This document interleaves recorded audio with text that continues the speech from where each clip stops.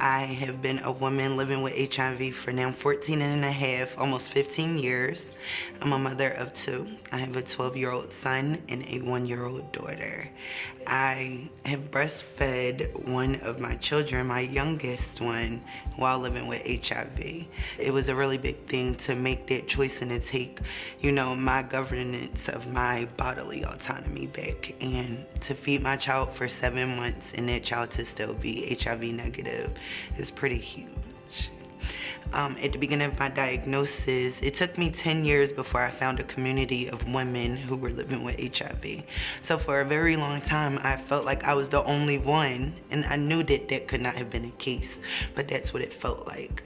It is the ignorance and the stigma of having an HIV diagnosis which brings on the furthering of trauma that has happened to a lot of us who are living with.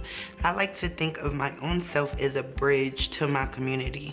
I like to take really large concepts and break them down smaller so that they can be digested by the people that I interact with daily. So inviting us to these spaces, giving us information to go back out and disseminate, that's the bridge.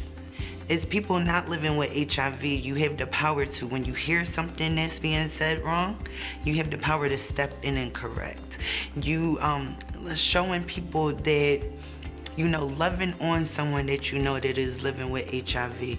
What that paints to another person who's not living with HIV is that we are nothing to be afraid of. Community is family. Community is everything. Community are the individuals that I lean on when I'm going through it the most. Community is who I go to when I need to be picked back up. Community is where I know I am safe. I know that my HIV status is not going to be a thing to community because community gets it. If I did not have a support system, navigating this diagnosis would be much, much harder. The fact that I had a family at home that loved me regardless of my HIV status, it saved my life. I might not have fought so hard to live or not, stayed on the phone to make so many appointments if I did not have a family that I knew was waiting for me to return home healthy and, waiting on me to come share my love back with. If you are a person living with HIV, we are waiting for you. Your tribe is out there waiting on you. Continue to keep fighting for yourself. Continue to keep loving on yourself, and you will make it through.